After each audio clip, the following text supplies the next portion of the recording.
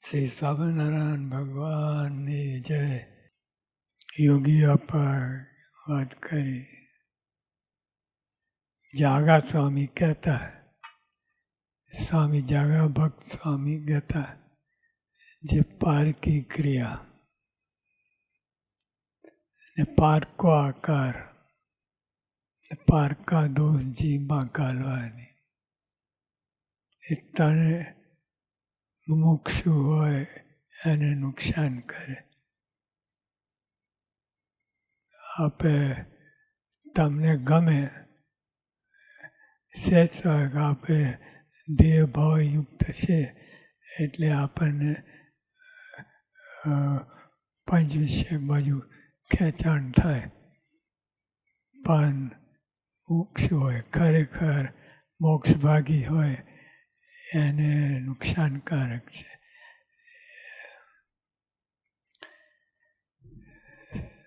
પારકી ક્રિયા, પારકો આકાર ને પારકા દોષ જીવમાં ગાલવાની. જો મોટા પુરુષે મુદ્દાને વાત કરી, આ તન બધું ઘણું બધું આવી જાય.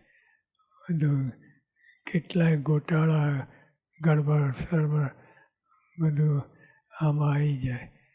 એટલે આ તન જીવમાં ગાલવાની. જીવમાં ઉપરથી તો ઉપર લવાઈ જાય આપે તો જીવમાં હોય તો શું દશા થાય? જડબે સલાહ થઈ જાય. એમ સ્વામી કહેતા, ક્યાંક વાત થતી હોય ને પોતાના અંગમાં મળતી આવતી હોય તેટલી ગ્રહણ કરી ને બીજાનો ત્યાગ કરો. આપે કંઈ વાત થતી હોય તો સાંભળવી, પણ સાંભળવી જે આપણા કામમાં હોય એને ગ્રહણ કરવી અને બીજાનો સારી રીતે ત્યાગ કરો.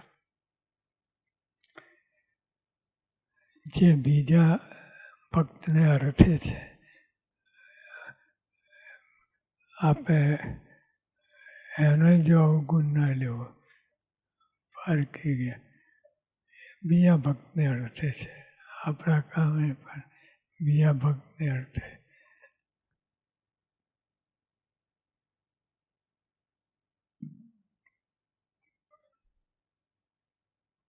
બીજાનો ત્યાગ કરો. જે બીજા ભક્તને અર્થે છે ને મારે અર્થે નથી, એમાં અવગુણ લીધો ના કહેવાય.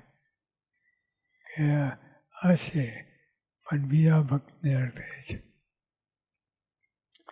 એટલે તેમનો અવગુણ આવ્યો ના કહેવાય. જો અવગુણ એ તો વાત જ નથી. એને 1000 ગૌણ છેટો પાડી દીધો. જાજો સમૂહ હોય ને કોઈક વાત થતી હોય ને આપણા રીતે મોટા હોય તે વખતે વાત સાંભળી લે. વિવેક શીખવે છે. તડફડ તમે ભલે સાચા હો પણ તડફડ કરવાની જરૂર નથી. વિવેક શીખવે. જાજો સમૂહ હોય અને બીજા આપણાથી મોટા હોય, આપણે કહી ના શકીએ અને નાને મોડે મોટી વાત કરી એ આપણને શોભે નહીં. એટલે તે વખતે જાજો સમૂહ હોય ને કોઈ વાત થતી હોય ને આપણાથી મોટા હોય, આપણે મોટા હોય તે વખતે વાત સાંભળી લે. અને તે વખતે વાત પછી પાછો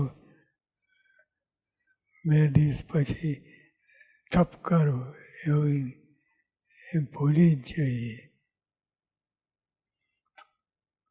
પણ હિત હોય ત્યારે વાત કરી. જો હિત બહુ જ મોટી વાત છે. યોગી હવે કહેતા પહેલાં હેત કરવું, પછી આપણી વાત મૂકવી. પહેલી આપણી વાત મૂકીએ, ઉથળકીને પાછી પડે અને તમને જ વાગે, ધડાધડી થાય, મારામારી થાય, ત્યાં સુધી પહોંચી જાય. એટલે પહેલાં હિત કરવું. હિત જાજુ સમૂહ હોય ને કોઈ વાત થતી હોય ને આપણાથી મોટા હોય, તે વખતે વાત સાંભળી લઈએ. અને પછી પણ વાત કરવી જ નહીં, મૂકી દે, થઈ ગયું.